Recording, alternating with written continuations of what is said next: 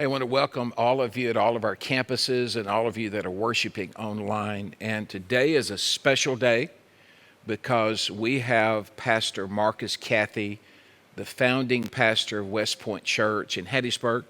That's our friend and our guest today. And Pastor Cathy, tell them a little bit about you, because I know you're married and you have a family. You have a beautiful family. Give us a little background on you and so that our people can know you. Absolutely. Jeff, first let me say how much I appreciate you inviting me to be a part of this. And Venture Church, it's good to be with you this morning. I am married to Marnisha Cathy, and we have 3 children. My oldest, Josh, is out on his own, married, and have 1 grandbaby. We have 2 at the house. Well, 1 is in college. My daughter Madison is at Jackson State University, and Mason is at the high school. And we've been in Hattiesburg since we were in college. And so we moved to Hattiesburg to go to college and never left. And we love it, made it home, and this is where we are. And West Point is blowing and going, done great things. Oh, services absolutely, our community. absolutely. 22 years old this year, May, will be 22 years old. And I got to be with you on the 20th. Absolutely, you sure did. It was just a great weekend to be with your people. Yeah. And this is an amazing weekend because it's Martin Luther King Jr. weekend. Yeah. And I want to ask you your thoughts on all the good things that have happened because of his life and legacy, and maybe some things that we still need to work on as the people of God moving forward. Yeah. Well, Jeff, I'm always reflective during this time. When we get to Martin Luther King holiday, it's an opportunity for us to reflect and remember a legend, one of our American heroes. So it gives us an opportunity to just to remember him, to pay homage to all the great things that he added to our country. But it's also an opportunity for us to reevaluate. And since Dr. King, there has been some progression. The doors of opportunity have opened up in a lot of instances. But from my vantage point, there's still a lot of work to be done. Sure. There's still a lot of work to be done. Our country is still racially divided. We saw that in the last couple of weeks. Yeah, absolutely. Politically polarized. So there's a whole lot of work to be done. Mm-hmm. Well, we're in a series called Reset, and one of the main reasons that I wanted to have you today is to kind of say to our people, it's time for the church to reset. Yeah. You know, it's time for us to look at each other through the lens of Jesus. And to do that, we're kind of reading through the Gospel of John for the month of January. And today's passage is on the Last Supper. Gotcha. Out of John chapter 13. So I wonder if you'd read it for us, and then we're going to talk about that and how that kind of falls into the whole category of resetting the way we love each other and the way we serve each other as the body of Christ. Sure. John 13, guess we'll read verses 1 through 17. Yes, sir. All righty. It was just before the Passover festival. Jesus knew that the hour had come for him to leave this world and to go to the Father. Having loved his own who were in the world, he loved them to the end. The evening meal was in progress, and the devil had already prompted Judas, the son of Simon Iscariot, to betray Jesus. Jesus knew that the Father had put all things under his power, and that he had come from God and was returning to God. So he got up from the meal, took off his outer clothing, and wrapped a towel around his waist. After that, he poured water into a basin and began to wash his disciples' feet, drying them with the towel that was wrapped around him. He came to Simon Peter, who said to him, "Lord, are you going to wash my feet?" Jesus replied, "You do not realize now what I'm doing, but later you will understand." "No," said Peter, "you should never wash my feet," Jesus answered. "Unless I wash you, you have no part with me." "Then, Lord," Simon Peter replied, "not just my feet, but my hands and my head as well." Jesus answered, Those who have had a bath need only to wash their feet. Their whole body is clean. And you are clean, though not every one of you. For he knew who was going to betray him. And that was why he said not every one was clean. When he had finished washing their feet, he put on his clothes and returned to his place. Do you understand what I have done for you? He asked them. You call me teacher and Lord, and rightly so, for that is what I am. Not that I, your Lord and teacher, have washed your feet. Now that I, your Lord and teacher, have washed your feet, you also should wash one another's feet. I have set you an example that you should do as I've done for you. Very truly I tell you, no servant is greater than his master, nor is a messenger greater than the one who sent him. Now that you know these things, you will be blessed if you do them. Brother, I love it when you read. Like, there's something about you reading your cadence. Now, I was reading this passage thinking about our conversation today, and it made me look at this differently than I've ever looked at this passage before. And I know you've preached on this a lot, and I've preached on it a lot.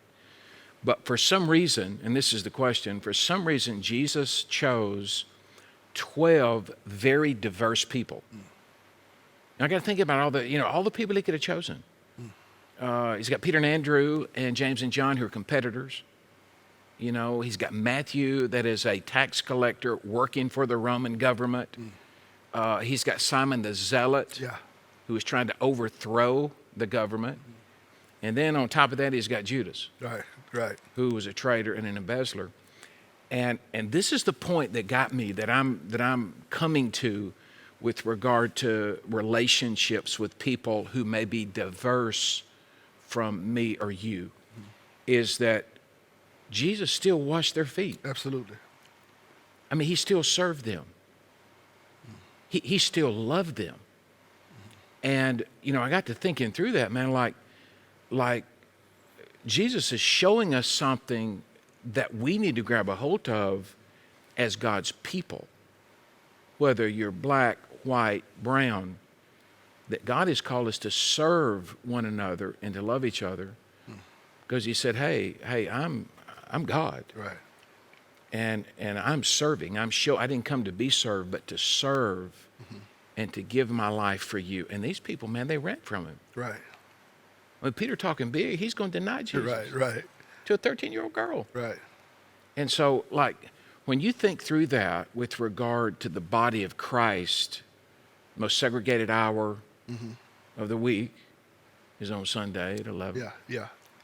How do we kind of pull that back into, in the middle of all the politics and all the rhetoric, the fact that, hey, we love each other. We're to serve one another. We don't have to agree on everything to care about each other. Yeah. How can we put that together, man? Jeff, of course you understand the context.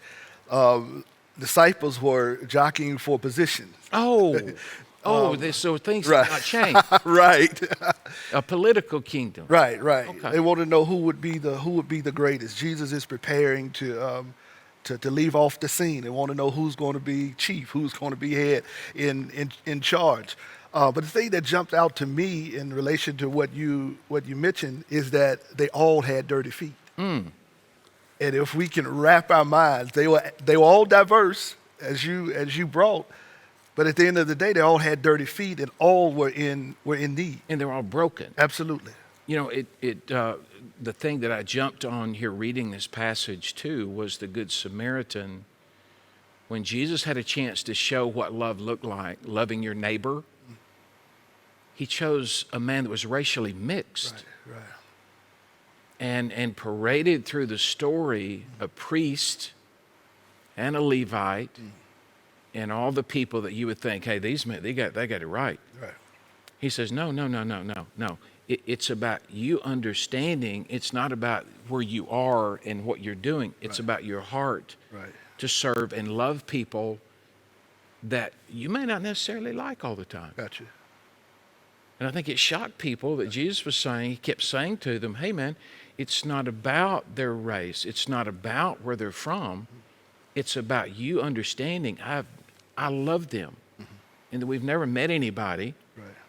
that Jesus didn't love and Jesus didn't die for. Right. So love, I'm finding, is a verb. You know, it's Yeah, not just an absolutely. adjective. Absolutely. I love Absolutely. pizza. I know I can tell that. But it's not just how I feel. It's something that we do. And sometimes we kind of have to work at that. Yeah. Yeah. Yeah. I keep wanting to push that point, even when you address the Good Samaritan, that when we follow the example of Jesus, I think the first thing is we have to see the opportunity and seize the opportunity. But I think we fail to do that if we don't realize that we all have dirty feet. That We all have I'm need. not without flaws. I'm not in a position of perfection, and I'm serving, but also I need. I'm in need, and following Jesus' example, I think that helps me. Well, and the phrase that I kind of grabbed a hold of when I was reading this is that love is a verb, is giving people what they need, not what they deserve. Absolutely. And there are a lot of people you and I both come in contact with that are polarizing people. Gotcha. And God's called us not necessarily to set them straight, Gotcha. but to love them and to serve them. I don't know about you, but that's hard for me Yeah. sometimes. Yeah. I know your people are probably great. Okay. My people are great too, but other churches I know they struggle. Yeah. Yeah. Yeah. So how do we learn to make the most of those moments to see a need and to meet a need? How do we do that in a community that is diverse and somewhat polarized? Yeah. Well, That's a tough question. when Jesus says in the same passage later on, he says, "I give you a new commandment." He tells them to love one another. That love is agape love, and that agape love, the God kind of love, is a love that's deeper than our emotions. It's deeper than our feelings. It's deeper than our preference. And what's easy is for us to rally around people who think like us, who go to the same places that we go. But the love that Jesus talks about is when we stretch ourselves. Is me expressing and meeting a need of a person that may think differently that I think, or don't go to the same places that I go to. So it's a stretching that's necessary. So we have to put ourselves in positions to be around people that we might not normally be around. Absolutely. Absolutely. In order Or you to- don't see the need. Yeah, or if you're not close enough, Absolutely. you live in a bubble. Absolutely. It's possible to live in our country and totally be oblivious to all the real things that are happening. It's possible to have blinders, to have blind spots. So if we don't stretch ourselves, if we don't step out of our norms so that we can see those opportunities and seize the opportunity to love, to be the hands and feet of Jesus. And that's not just in the world, that's in Hattiesburg. Oh, absolutely. And Stone County. Oh, absolutely. And the coast and all those different places. Absolutely. That if we're not careful, we can get on a track that we never connect. Yes. Yes. And one of the things, and I know this gets a little, it makes people a little nervous to talk about it, but you think it's possible that we all have a blind spot about being prejudiced that we don't really know is there? Because I think most people I talk to, most white people I talk to say, well, I'm not prejudiced, I didn't do this, I didn't do that. But is it possible that maybe there's something down in there that we're just not aware of? Because that button's never really been pushed. Right. Right. And those tapes keep running because nothing has stopped those tapes to make us really think. Right. I was in a hotel in Birmingham last year and a half ago, and I've never told this story before. Okay. So, welcome to my world. And I was in this hotel. It was a buffet because I was trying to buffet my body. Like, okay, I'll stop. Yeah. I'm sorry, man, that's bad. And so anyway, I was sitting there. I was eating, and I saw this little girl. There was a lot of people in there. I mean, it was packed. And this little girl, she's a college girl, and she went over to this black gentleman who was older, and she said, hey, do you have any creamer? And he said, I don't know. I don't work here. And I could tell in that moment, like there was this moment where the tape stopped. Wow. And I was reading her facial expressions, Wow. and she was thinking, I thought because he was an older black guy, he must be working here in this nice restaurant. And I think it was that moment I saw in her mind the tapes stopped. Right. And she had to consider something was down in her that she didn't know was there. Right. You think that's still happening? Oh, absolutely. Even absolutely. We've changed the flag and we're doing some great things. We're moving forward. But do you think there's some work to do? Yeah, and most of us don't want to be uncomfortable. We don't want to. We won't intentionally do anything to hurt somebody, and so we say that we're not prejudiced or we don't have biases, but we do everything to keep our lifestyles, to keep everything comfortable, even when it's a negative effect on somebody else. It becomes a blind spot.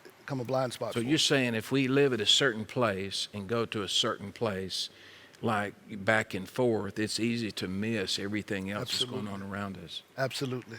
And we kind of get on a track that's most comfortable for us. Absolutely.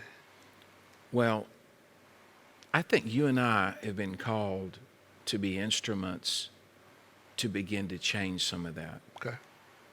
And because we do make an effort to see each other as much as we can as preachers. I see you more than any other preacher I know. I've been in your church, you in my church, Right.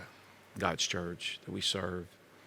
And I think God's calling us as a people this year in 2021 to reset maybe our schedule, maybe the way we look at things and the places we go, to be more intentional, to find out what's really going on inside of us.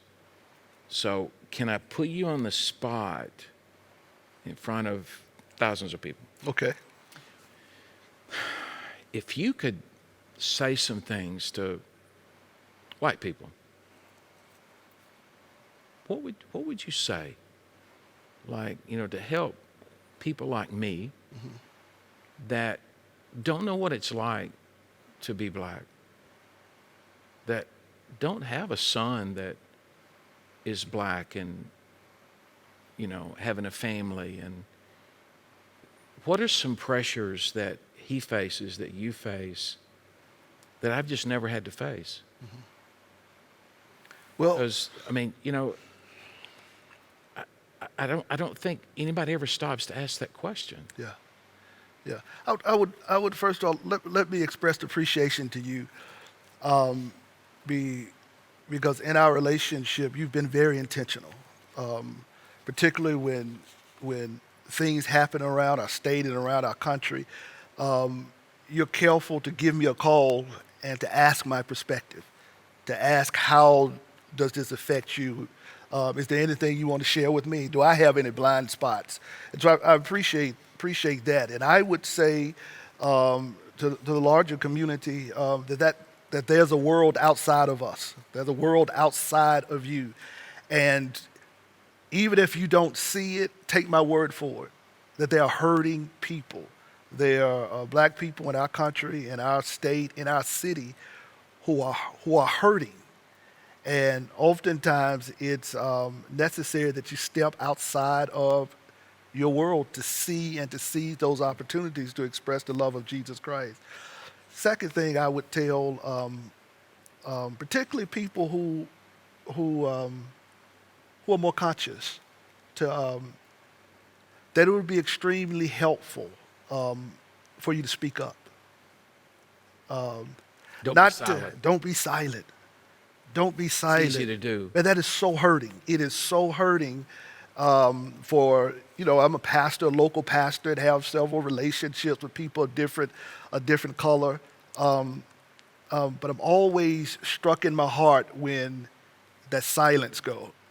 When, I want to hear you say, something. I want to hear you call this wrong. And so any person of influence and goodwill and a Christian that love Jesus and want to be helpful to the black community, I would say call a spade a spade.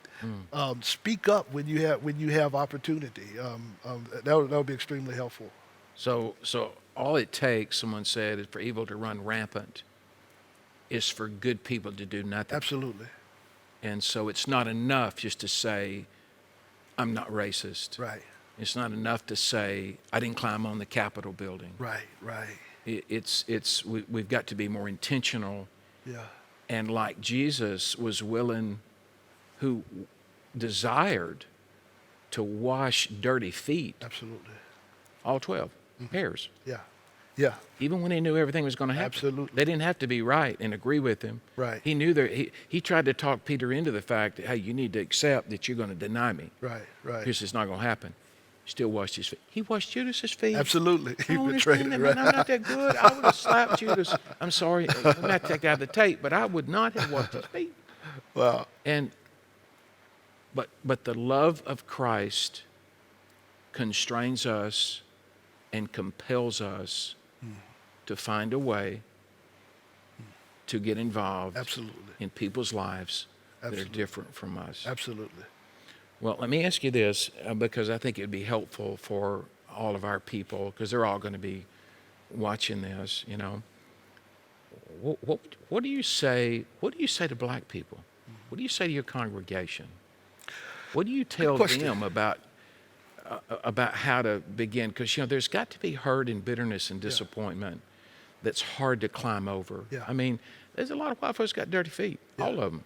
Yeah. Absolutely. So how Absolutely. does all that? How do you put that together? Like, so I can. And I pretty much say the same thing, that to a black person, to an African American, all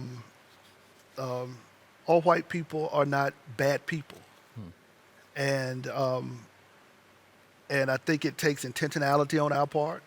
It takes us opening up and having conversations as well, allowing people to peep into our experiences, but also to peep into the experiences of others. Because once I know your story, and that's what I think happens a lot of times. We don't know each other's story.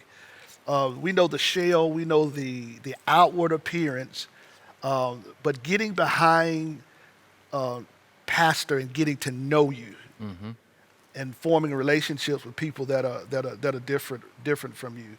And so I would challenge black people as well to open up and to extend yourself. One of the things that I hope from this, one of the ways we can build a bridge is, it's a question I had with regard to, for white people.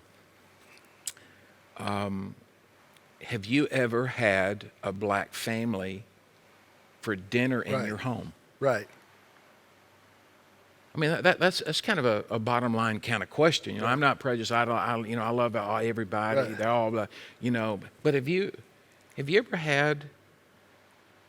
invited a black family to come over to your house and have Right. dinner and sit in your den, have a conversation? Right, right. Staff and I laugh all the time because they'll come and tell me somebody who said that we're good friends, Yeah. and particularly somebody that's a different race than me. Yeah. And so you call me friend, but we I don't know where you live. right. We don't know where I live. Yeah. You've never been to my house. I've never been to your house, and so that's the kind of thing I'm talking about. That we would extend ourselves and get to know each other's story, which takes more time. Yeah. It takes more intentionality. Well, and that's what we've done for each other. You invited me into your house, Yeah. your church, and entrusted to me. It's probably the most pressure I've ever felt preaching. You did great. You did great. First of all, the music, the song before I got up was, I was worn out in a good way, like wrung out by the Spirit of God. Yeah. And then I know they get to hear you every week. And people have asked me, why didn't Marcus come to preach? Because you show me up, bro. Oh, come on, And Jeff. you know that's right. and so, but you invited me to your house of worship. I've invited you to our house of worship. And I feel like we're kind of giving, like an example that you called me. I don't know if you remember this, but when you called me, you said, hey, what's it take to get you to come over and preach for me? And I said, an invitation. Right. You remember that? I said, just an invitation. And so maybe rolling out of here, we can say to people, I know you all that in a bag of chips, but if you mean what you say, then be intentional. Absolutely. Invite someone into your home that you would never see Absolutely. any other time. You don't live in the same neighborhood. You don't go to the same school. Whatever it is. But you go out of your way to say, hey, I want you to come to my house for dinner. Mm-hmm. I want you to come watch a ball game. I want you to come hang out. Because I'm going to tell you something. When you get to know people, all of a sudden it becomes very personal to you. And you're not as quick to put something on Facebook, Right. on the Book of Faces. Right. When you realize these people are great people. Yeah. And your friends. Yeah. Jesus said, hey, I call you friends. He was God, man. Right.